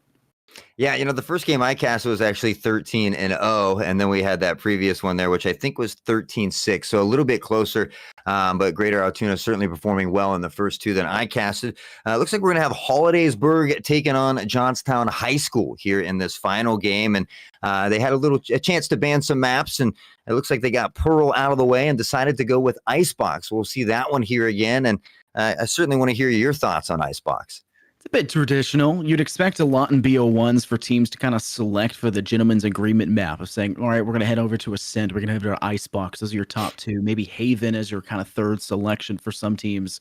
Those are the maps you're kind of standardizing as a BO1, especially when you're not talking about having a full-fledged ban phase and really just taking one map you're uncomfortable with. Pearl's a great map to take off the board. A lot of teams, even in professionals, do not really understand or really know how to play that map to its fullest yet. So this is a good map, especially for high school level teams. They're going to really be able to showcase what they have here. Yeah, I'm interested to see, exactly who they decide to go with. I know Chamber has been just a pretty big wrecking force here just because the sheer fact that he can really kind of float out those flanks and such. But, Phoenix with his recent changes now back and play a lot more. Viper is always very strong in this map. So certainly excited to see exactly, as we see him lock in here, but who they decide to go with. We can already see fully locked in for our attacking side. We have the Sage, which is fairly standardized across the board for the map of Icebox. Some teams have been kind of straying away because you kind of fall a little bit to be too reliant on that ice wall, but that barrier orb is quite important, not just for that B site where it's usually pushed to really allow for you to get that safe plant in the cubby, but also over on A to allow for you to kind of cut down and isolate a player that may be inside of cubby over towards really default plant of Radianites. The Viper is a really solid selection. Loki and River have already locked that in for both sides. We should see those toxic screens pay dividends when you're pushing, as well as really to kind of cut players off so they can't retreat back over towards Yellow Crate, as well as being able to step back over towards Belt to get that long angle for that post plant denial, or to use a lineup to really send over their snake bites to keep them at bay. Otherwise, nothing too strange in terms of our agent selection. 2 Phoenixes is somewhat odd, but comfort picks are no oddity whatsoever in this scenario, but it will be a different kind of game choice when you're trying to place a Sky to initiate versus that Fade. It'll be a battle of those 2 players, I think, more specifically. Yeah, I'm actually really surprised that we don't see a Chamber on either side. And, again, Phoenix is a lot more popular now with his recent changes. He's certainly more viable. Again, prior to those, he virtually had a 0% pick rate amongst the pro divisions and things like that. So it's good to see him back in the game. But, I am a little sad that we don't see a Chamber here. Yeah, I mean, you have to rely on that tour de force a little too often. And when you're picking up a double duelist, you can kind of supplement that by still buying the operators on either side you want to play with. Typically, your Jets is your operator player. What goes better than hand-in-hand Jets and operators, Jets and snipes, and both sides have that, and they can use their Phoenix as a better way to entry and kind of engage towards those sides. So maybe that's why they're trying to supplement it. Maybe that's the mindset for both of these players. Wouldn't be too shocked to say the least, but the Headhunter has to be in the right hands, so maybe none of these players are just comfortable with it. Yeah, and Jet certainly has been great for countering Chamber, especially on those flanks with a quick smoke onto that trap as well as getting by it. So it very well could be, but we'll see how they fare. Kind of a nice big split here, slightly default as they look to get a little pressure here. They've created enough noise at B as well. We saw an early rotation coming in here from Greater Johnstown, and now the direction back toward A as they are unsure. That Sky Flash is going to pick up a little intel as well, and Loki will drop the wall and maybe see if they can bite an early rotation yet again. Hollidaysburg are pretty quick to jump the gun with that spike over towards the A site. Now they're going to start transgressing back through that green side. 2 players up through orange, already finding themselves another kill. That's V Snipes on the board to Sugar Bunnies. That does give them the man advantage now, pressuring towards site, but they are lining up in an easy spot for sacrifice. That's 2 straight to the afterlife, and Blaze cleans up for the 3K. A buddy ace between those 2 players, and Greater Johnstown hold out for round 1. Yeah, I mean, the round it took a minute to develop there, but once it got going, certainly Greater Johnstown was putting in work, and some good work with the Sheriff there from Jet as well, finding a quick 2-piece, and just kind of unfortunate timing there for Hollidaysburg. You got to be a little bit more aware of where your spike player is also playing. You noted that they had that default positioning of playing 2-1-2 over towards the A side and B side evenly spread. They sent a third over towards A, but the player that was pressuring to vie for control on that A side was their spike carrier. That's something that Hollidaysburg cannot give up so easily. A major problem that they can fall into is losing that spike and then having to fight the whole rest of the round on the wrong side of the field. Yeah, sacrificed again, putting in work with that. Marshall will pick up on these snipes. One more will fall. That's Interstellar. Now the backpedal here. Lifesaver looking to press forward. There's the flash. And nice as they line up, nearly getting the collateral. Finds the two-piece. Batman on the trade, and the solo left alone with the frenzy. Looking to cause some havoc here. Tries to get up the rope, but sacrifice pressure is too much. And that's another 3K, I think, for sacrifice. A really good round result again for Greater Johnstown. But we're expecting a result like that for round 2. It is just the bonus after their pistol buy. They lost one player, so you can always say Hollidaysburg gets a little bit of value out of that round ultimately in the end without having to overexpend themselves in the process, really doing that with just those frenzies they decided to purchase to kind of give themselves a bit of a fighting chance. That forces a rifle purchase out of the side of Johnstown, so they're going to have to kind of question if that rifle is worth that buy, because if they fall here, they lose this round, that player will not be able to purchase up for the next round, and meanwhile, Hollidaysburg will be able to buy for 2 no matter what. All right, well, all that pressure now looks to be coming toward the B site as well, and looks like Viper and Skyle over here, that dog looking to get a little intel, but will only find one before it's taken out. A quick flash to peek should come shortly after. Jet with a dash. Nothing found here. The spray and a good one from Blaze. Able to find one. Can't get a second. As Toki will find the trade. Batman picked up one in the meantime, and Lifesaver up top looking to do just that. Save some lives as he finds one. There's a second. Good control here of the Vandal. Able to find the two-piece. Batman on the trade, and now on a 2v2. Slight health in favor of Hollidaysburg as we see Phoenix popping a heal, and River will extinguish that ult there from Hollidaysburg as well. But a quick 2 count there. And now we see him fighting back here, just one away from tying it up. 3 weapons drop. That's all they'll kind of give up and acquiesce to the Greater Johnstown side. That rifle purchased the round before. Not going to be a good spot for Lifesaver Gummies heading into this next round. Everyone else should be able to fully purchase up those rifles. Looks like Sugar Bunnies is kind of questioning what they want to do. They will finally kind of give in and buy out the full rifle. Lifesaver Gummies will have to play very cheeky when it comes down to this round, up close and personal. And I think they're in fact, they do actually have that run-it-back charge. So should they feel it necessary to kind of expend for their life, at least for early information, they could do it in a safe manner, not just with the fact that their life is a lot less valuable in terms of total credits expended in the round compared to their teammates, but also for the fact that they can do it safely by popping that ult first and foremost. But they will lose that first blood. They did get a little bit of success. It's an equal trade to start things off. Yeah, you know, the Sting, it's great that they made these changes recently to the Stinger as well. Certainly a viable gun yet again. Now we see more people using it, and there, Viper, or not Viper, excuse me, Sage able to get that trade, but we'll see if they can pressure up the B side here again. Kind of being stalled out a little bit, kind of uncertain from this wall as we see Sugar Bunnies here checking for that mid area, but really no pressure coming from Holidays here. All of Greater Johnstown has made that rotation toward the B side, so likely might see Holidays kind of back off a little bit here. That uncertainty, though, that may just be the kind of undoing of Johnstown's push. They do take a step back. They started the retreat first and foremost. Hollidaysburg, the same exact tale to say. They also started to maybe possibly rotate back to A, but baiting a switch, just get rid of any chance of an audio cue being given away over towards green. They'll still send the full frontal for that direction, one through garage, of course, to keep 30 themselves a little bit of a left. backwards angle. Not a lot of map control gained by the side of Greater Johnstown. Really playing to their own devices. Not overpressuring, not overextending, and what an amazing shot by Sacrifice. Blinded through the actual toxic screen. No sight lines on the player. They still find the kill. They'll pop the Blade Storm as well. Hide behind the main point of the objective. Trying to step out. One player back behind Yellow Crate. And a flank coming out from Lifesaver Gummies One with that enemy frenzy. remaining. It beats a rifle. The Blade Storm with Sacrifice comes up big, but Toki's the last one standing. The Stinger is only good for one as Sacrifice completes for their trifecta.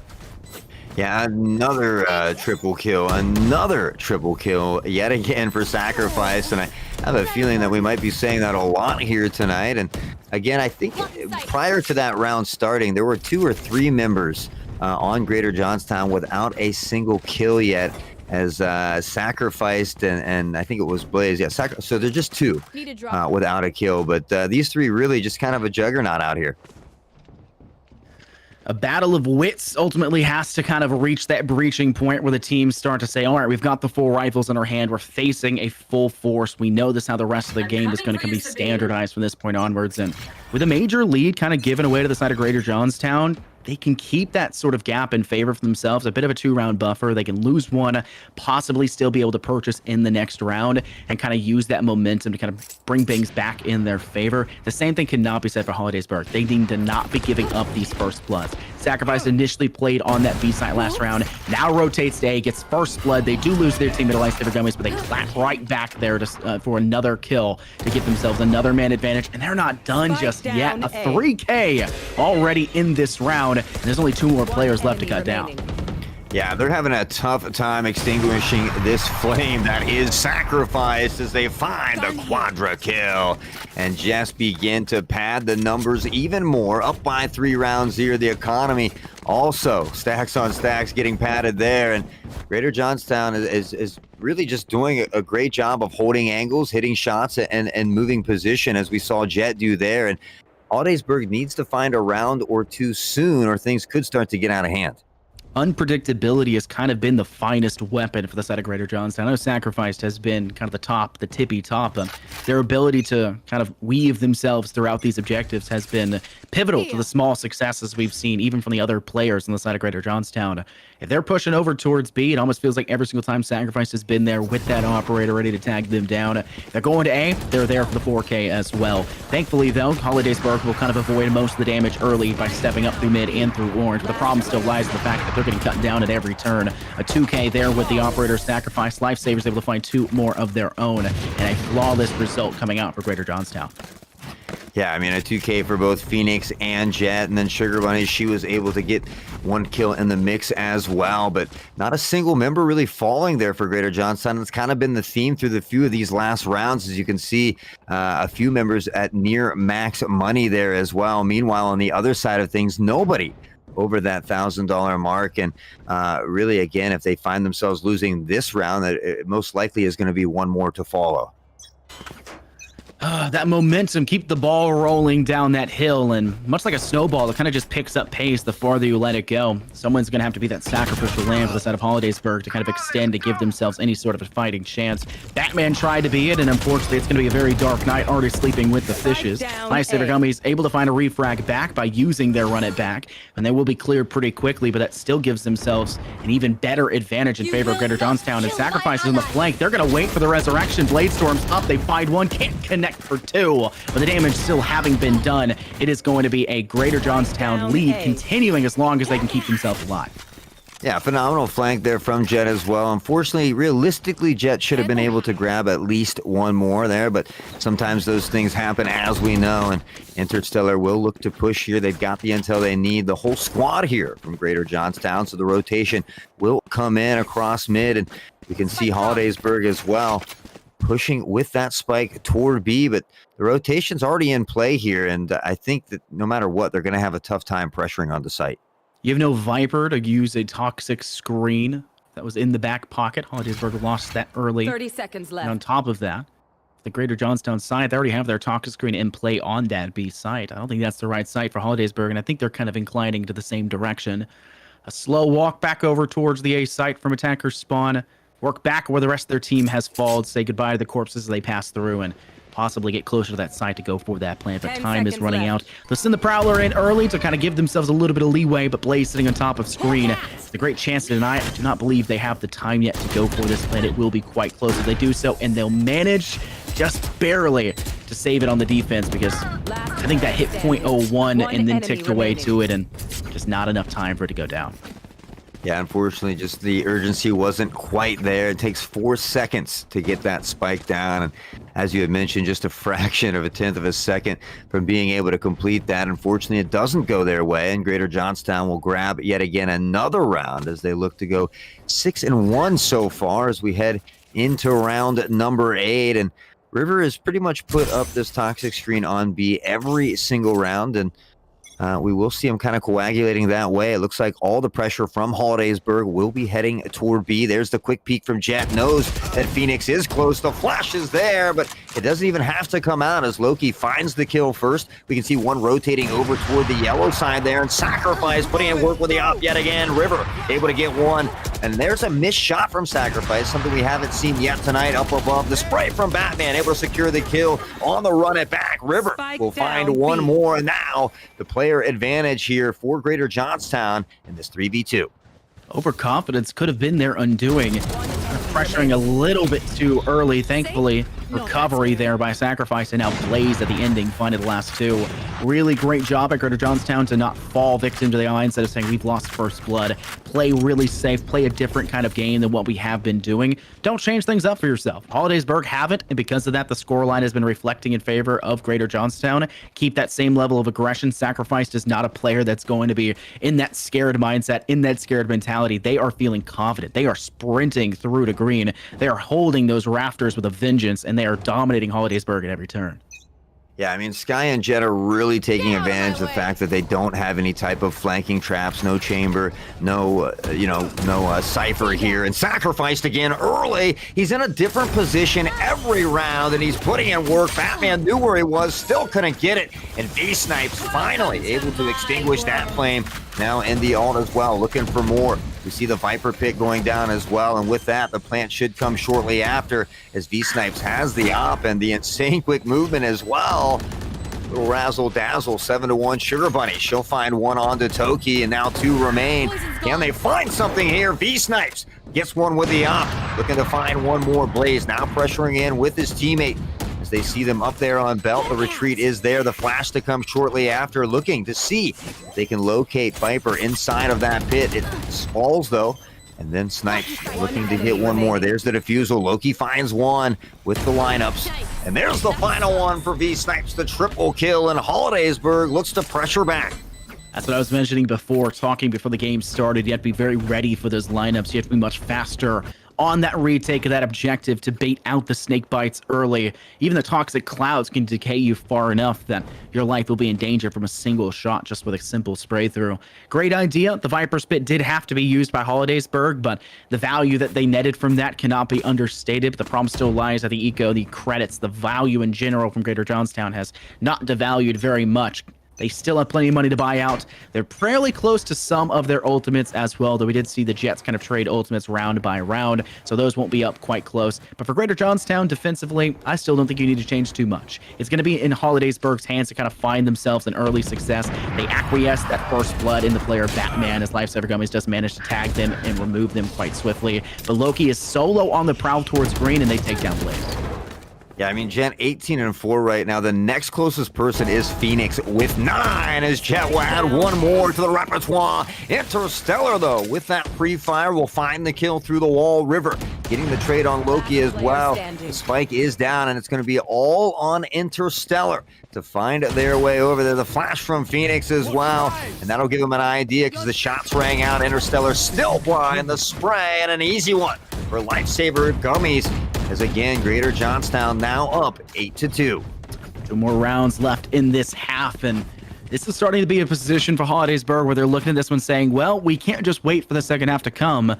They're going to win 3 rounds in a row and ultimately take themselves out of this game and finish it in a 13-2 fashion if we can't start to pick something up. I would say worst case scenario, you eco this round, you don't buy anything. You head to the next round with a full buy and maybe get a couple of those ultimates charged as well. Fight for the viability of the ult orbs, maybe get some of those players that are quite close on that precipice of having those charged, bring them up for that next round, and then send everything and try to just bear down the throws of the Greater Johnstown defense.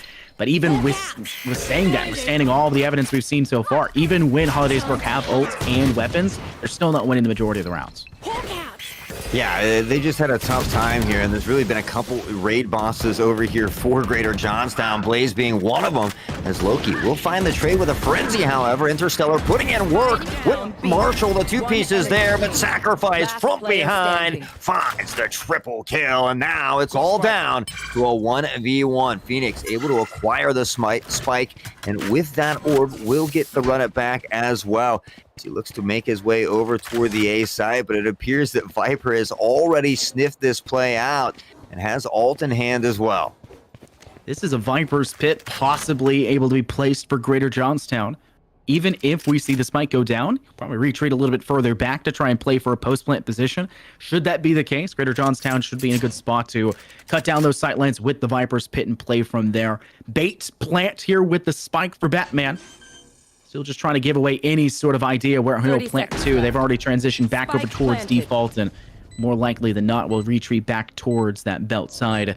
River can just drop down next to Tube, pop that Viper's Pit, and be in a really good spot to contend, but the problem still lies with that run it back. Even with that in play, you can double swing through that Viper's Pit safely, which is such a major problem. Viper's Pit popped. Same thing for the run it back. River will hop off the spike initially. Batman is going to go and swing back through screens of elbow to maybe try to find the player instead. They'll lose the first engagement. That gives River at least enough time to stick this one to half. They may get pre-fired through. They'll have to hop off, but they did get it over to 50%. Do they have the time to complete it? They'll hop off. River not feeling comfortable just yet. They could have stuck it actually in that spot, but it's still a Hollidaysburg round win ultimately. Clutched up by Batman. Round in the half. Yeah, you're absolutely right. They definitely could have stuck it, but you never really know. I guess that is the problem sometimes, but just a phenomenal job by Batman to secure that round. Things were starting to get out of hand there, but realistically, if Hollidaysburg can win this one as well, it's obviously not the ideal start that you want, but it certainly isn't atrocious. Keep in mind, that entire round's just dichotomy changed entirely off the back of Sacrifice flanking and taking majority of map control through mid and back to the back of green and garage. They got a 4K on a flank, which means Hollidaysburg had already brought it down to a 2v4 or 2v5 at that point in time. They killed Sacrifice only after 4 kills were netted, which means it then came down to the 1v1. That was a dominant round, even on an eco for Hollidaysburg, which is a huge tone setter now heading into not just this round where they picked up 2 off the back of Batman again, but also the next half as they start to get something more brutal. Yeah, Sacrificed again on the flank, though. Finds the 3-piece. Could be hungry for the ace. Oh, there's one more. Can't get it. A beautiful blind here. And Batman will secure a 3K of his own now. Looking for an ace of his own in the other direction. The spike is down. Blaze waiting at yellow. Has the intel as well. A little bit of a toe-to-toe do-si-do, but now on the back pedal is Batman looking for the retreat. Viper still deep by Snowman and Blaze on that pressure. If for some reason, he's going to hear the reload though. I was hoping that Batman could remain silent long enough to get that pick on Blaze, but that audio intel coming out, and well, that's a wrap. 9-3 curse. Can it work in their favor? You got the Blaze popped in there as well, which you're a Phoenix, you can heal within it, but you could also see that animation through the other side of that doorway, which is truly how Blaze knew exactly where they were lying in wait. Don't even need the audio cue at that time. You know they're hiding because you tagged them as they escaped. You're not letting them stay to escape, hounding down even further. 9-3 scoreline, and let's just say it's a possibility for the curse. Icebox is the map that the curse occurs most within. So this is still a game that is very competitively viable with the side of Hollidaysburg, but they need to make sure they win this pistol round because they'll pick 2 almost guaranteed off the pistol and then the bonus and give up 1 more after that. But if they don't even get that, that'll be an 11-3 scoreline feasible for Greater Johnstown, which is just an even harder position to come back from. Yeah, looks like they're going to opt to go with a 3-2 split here toward A and mid, but Interstellar with a ghost will find Lifesaver here early. Giving the player advantage. B Snipes is going to get River off the rope as well. Blaze with a nice tap to the dome here. One spotted in the back right here. That's going to be Loki, and Blaze again just firing on all cylinders. Able to thread the needle, find the headshot. And they're going to call this one back here for the plant. Sage will toss up the wall, make it just a little bit more difficult for that defending team. We can hear the Jet dash there, but Interstellar again well read, and off of that Prowler, Batman finds one more. Sky all alone, tucked in the corner here. A tough position to be in. Able to find one is Blaze, and Batman with a nice tap to the dome on the return. It's a really poor position to post plant. In all honesty, for the side of Greater Johnstown, you have to realize how much that barrier orb gives you an advantage over Hollidaysburg for that post plant. They cannot clear it in time. It takes too long for them to knife it down, and it takes too long to clear it with pistols. The Barrier Orb is one of the single best pieces of utility in the entire game of Valorant when it comes to pistol rounds. You use it, did a great job of saying, don't play in default, take a step back, plant in corner, we'll place the Barrier Orb to cover you, but you didn't play for the Barrier Orb after the fact, which is ultimately why that round fell in favor of Hollidaysburg. Great peek around that side by the player Batman to clear that Sage, who tried to regress through elbow, but past that point, it was just Greater Johnstown mispositioning that really gave Hollidaysburg that edge, but now they can start to use that momentum and continue to bear down on Greater Johnstown because they'll have the SMGs, and it's up to Greater Johnstown to sprint towards the site. Now we see all the pressure toward B. A beautiful flash here from Batman, able to secure one, but can't get the counter flash off in time. And Lifesaver with that frenzy right on through, picks up the Marshal as well, jumping for the intel. Already spun it out, finds the headshot through the toxic screen, and what a dirty one from Lifesaver. Interstellar finally able to get that trade with the Spectre. We can see V-Snipes up top, drops down, and drops bombs here from above. Now on a 2v2 situation, neither team willing to give an inch here just yet. There's V-Snipe, taps the bomb with a spike rather, and collects on River. Now they know the last one's here at yellow. The dash is there, and again the 3K for V-Snipes. That's Hollidaysburg giving Greater Johnstown a little taste of their own medicine. You love to see the confidence from V-Snipe starting to exude from them here when the second half hits. They were not having a very good first half, at least in comparison, and it's impossible not to make the comparison to the Jet over on this side of Greater Johnstown. Sacrifice was the end-all be-all for their squad. V-Snipes there with that 3K to close out. They picked up 2 in the last round of that first half. They were a very pivotal figure to try and bring things back in these last few rounds, but now it's in the hands of Greater Johnstown. They have the full rifles. They can dictate that pace. They can play the long-range battle. If I'm on the side of Hollidaysburg having lost weapons, I'm not buying out. That was the problem Greater Johnstown had in that first half, and I'm also not going to extend past my comfort zone. I'm going to hold very close angles. I'm going to use my close range prowess with those SMGs to my advantage, but I'm also going to die in a spot where it can be collected by teammates, so it's not ultimately lost in the end. And now the pressure from Bell and Pipes here. Blaze, look at the Sentinel Squid here as well, and the intel is revealed here, marked by that. We'll see if the flash comes in. There's the dog. No, they're going to find the back site here. Sugar Bunny's able to find one. And again, unable to find some real pressure here. They do have the initial pick and the player advantage, but just kind of remaining back here, staying cautious because they know they do have the better rifles. All about that range, keeping the other team at bay. And I think of it like putting them on a 6-foot pole.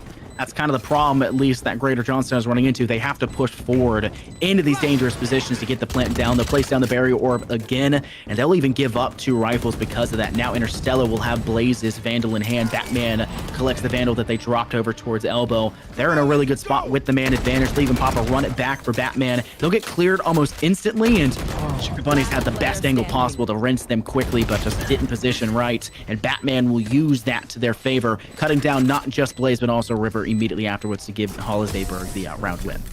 Yeah, I'm not sure if Sugar Bunny's realized exactly where Phoenix had popped that run it back, because really there was still about a half a mag left in that Vandal, maybe preemptively reloading just a hair early, because realistically probably would have been able to take out Batman and possibly change the outcome of that round as well. Call that the Call of Duty special, constant reloading, even though one bullet comes out the mag, right? It's just muscle memory. You're a compulsive reloader when it comes down to it. I think everybody down to a limit is the same way. It's just unfortunate it happened in a way that cut Greater Johnstown chances of winning that round down a little bit further. Something to work on, something to look forward to in the future. And Greater Johnstown's going to use their, I guess, aggressiveness, but considering what I expect to be a probable lack of strong weapons, they're going to try and cut that distance very close and use a run it back as a bait on the B site. No one swung with them in that process. Yeah, you gotta have teammates swinging there. Gotta try to find those trades if you can. A Sacrifice is gonna be taken out by Batman as well. We saw a nice snipe from V-Snipes, and now the backpedal here, and that's gonna be Phoenix, the lone gunner here still, just outside of spawn in a tough position, and so far not a single member has fallen for Hollidaysburg with that Spectre. He's gonna spot one out, but Interstellar with a flick of the wrist finds the head and the kill, and Hollidaysburg finds themselves only down by 2 rounds here. What I was talking about earlier, you're seeing a map like Icebox 9-3 is very real. say in a map like Pearl, it's the same exact way. It's one side usually dominates a half, but past that, they struggle to kind of piece things together. You don't see this kind of result pop on a map like Haven, pop on a map like Ascent. You just don't see it run that way, which is why a lot of teams say, if we have a really solid mental, we know our team does not kind of bear down on their own shoulders and take blame or guilt in scenarios. Icebox is an amazing map and should be picked over other gentleman's agreement handshake maps like Ascent or Haven. This is a proving ground for a team. This is where you show other teams, especially in a day one of a league, that we are here to stay and we are going to gun to the last minute to really set the tone. Sacrifice has already made his way up through Kitchen as well. Able to check the side. It's going to spot out Toki from Boiler. Pick up one more to Batman. And a beautiful set of sprays there as well. The crosshair placement absolutely on point. And now the Lone Ranger here in Jet, tucked in a tough position as Lifesaver finds the headshot onto V-Snipes, and not a single member falling this time for Greater Johnstown. What's that saying? Anything you can do, I can do better. That's what Greater Johnstown was going for. Flawless is back-to-back, and that's an interesting way to see it. Not from the same team, just dominating 2 in a row. Back and forth, this game will continue. After a 4-round spree at the start of the second half, now starting to build that buffer back slowly in favor of Greater Johnstown. They have been the first team now to reach double digits, and they are just 3 rounds away from finishing this one off, should they be capable of concluding this. But because of that 4-round buffer of the Holidaysburg, they were able to bring up quite a bit of a credit boon to their side. They will be very good in terms of not just this round, but possibly the one after, if they're able to at least collect 2 or 3 kills. Yeah, I'm trying to make a little pressure toward mid, but Sage has already put that wall up in tube, and with that, they will bounce back toward the spawn. Batman's going to find one. Snipes nearly getting another on that flank, but unfortunately can't come away with it. River is going to be healed up by Sage here as well. Blaze able to pick off Batman, and now again, they find themselves with that player advantage. It's going to allow them to kind of slow things down and pick a site. They know it's going to be slightly lopsided on one of these sites, so they just kind of get together and make a push. If I am the side here of Greater Johnstown, without that kill by Blaze, I would have pushed through mid and over towards Orange. That may still be what they're thinking. Despite already having the main advantage, they just feel that they must have sacrifice. You can see Sugar Bunny's working through Orange, now going to go ahead and use that resurrection. Lifesave was able to find one more actually on that A site where the plant has gone down for Greater Johnstown, and it's just Loki left standing. Odin in hand, and Sacrifice, unfortunately, will be the sacrificial lamb as they try to rotate and pivot over towards the A site to maybe assist that team in a bit more of a concrete way. Just not going to work out. Blaze will finish things off strong. And like I said, as long as you can get 2 or 3 kills for Holidaysburg, you should still be in a good spot to possibly buy out for this round. And they look comfortable enough to do so. I already see a couple Odins and rifles on the board. Yeah, Loki was putting in some work with that Odin. Always a tough when you're in a 1v4, 1v5 situation, though. And, able to secure some nice kills, take a little bit of guns and economy away, but ideally just not enough. We see Sugar Bunny still sitting at 7,600, River at 8,200. So the economy is just well built for Greater Johnstown, and Holidaysburg, unfortunately, is going to have to win a few in a row if they want to apply any type of pressure to Greater Johnstown. You got cheap kits on your side for Greater Johnstown. Same thing could be said vice versa for Holidaysburg, considering it's a near mirror match for the agent selection, but they've been a lot smarter about when they're saving, when they're ecoing. They just let Holidaysburg get that 4-round start at the beginning. Only one attempt truly in the round for a full rifle buy in round 3, and they lost that one, unfortunately.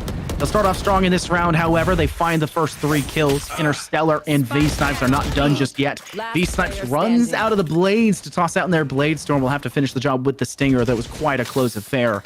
And it leaves just 1 player remaining over on the side here of Greater Johnstown. A 1v2 must conclude, but the Viper's Pit is there for River should they feel it necessary to have it. Yeah, I'm not sure if they want to use it right now just because they are outnumbered. It is a tough situation. If they can find possibly one more pick, it might be okay to secure the round. But right now, just given that it is 11-7, you have a few rounds to give on your side. So maybe wanting to use that with the team collectively as a whole. He's tossed out by the Haunts. And it's not going to be the player here of Interstellar to swing off the back of it. V-Snipes will do so instead, but a little bit too slow on the draw. Not in the position to pop it yet.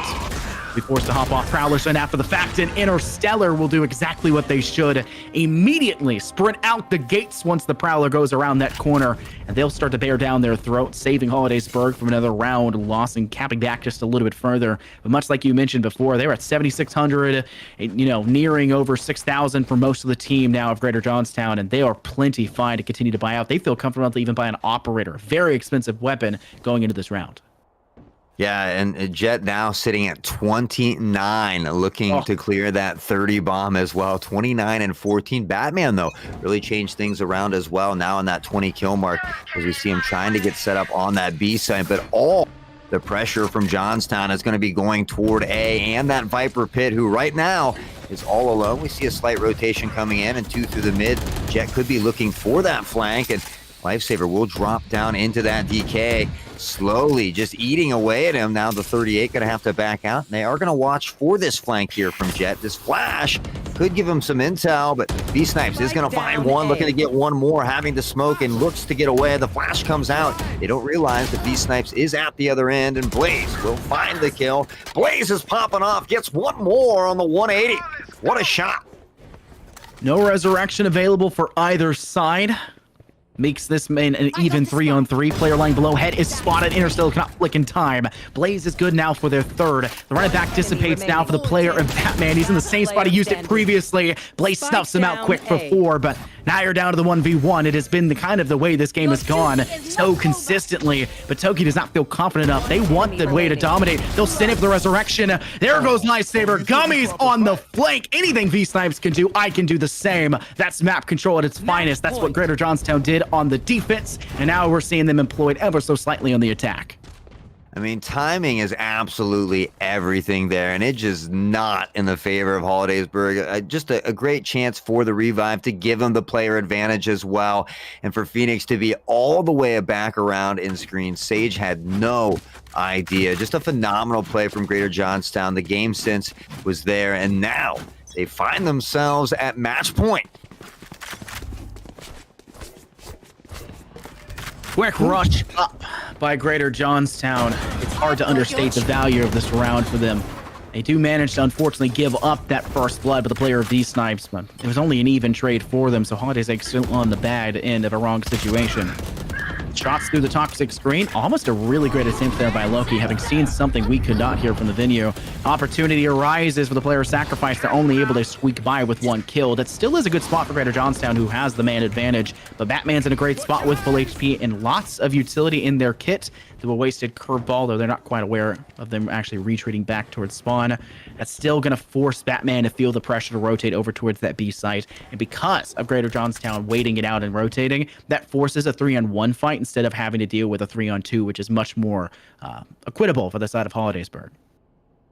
Yeah, they're really just slowing things down here, and looks like they might go ahead and try to go back toward A. We see Phoenix lurking around here mid, just maybe trying to find a little extra intel, and pretty soon Fade should hear that stampede, the footsteps coming in. We'll see the rotation on the minimap from Phoenix as well, as Fade is most likely going to wait for the teammate to get into position before they attempt this retake, but with the wall and the pit, oh, is it just in the way?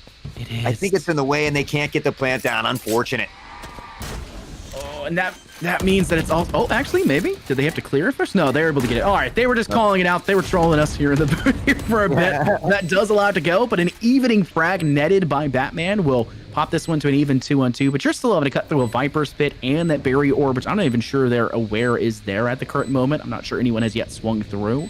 Really covered, and makes this a near impossible situation. The end is nigh for the set of Greater Johnstown to try and recover. The Barrier Orb will finally dissipate. Curveball sitting around the corner. Sugar Bunnies picks up the Judge that V-Snipes had brought to the beginning of the round. And, well, River's hiding in the perfect spot to tag Interstellar as they try to find any sort of information. Gleans of success from Holidaysburg, but ultimately snuffed out by Greater Johnstown. They'll take the victory 13-8. Yeah, I mean, it was the closest game that I've got to see today, and really a couple of those rounds could have gone either way. The game certainly could have been just a little bit closer, but in the end, Sacrificed and Lifesaver absolutely popping off as we saw able to secure that 30 bomb, 31 to be exact. So just a phenomenal job by Sacrifice, whether it was the Sheriff, the Op, the Rifles, really just putting in work for their team on Icebox. So hats off to both teams, though. Certainly a great game and a lot of fun to cast. Anything to add, Infernosis? That's a way to set a tone for a first day here for the league to get things going. We got to see Pinch Raft at the start do exactly the same thing in regards to taking a really dominant way in the first half, though they continued that success. You got to set the tone. That's a team you're looking at to continue to face down this side here for Division 1. Just got to make sure you finish out strong. Love the mental game we saw come out here, though. Do not stop fighting until it's over. Absolutely. Well, it's certainly been a great time today, guys. A special thanks to Tech High School Series Division 1 and 2. A lot of great games played today. Certainly make sure you stop back and check it out tomorrow. I believe there'll be some exciting Rocket League going on tomorrow, so you don't want to miss that as well. But thanks for joining us, and I hope everybody has a great week.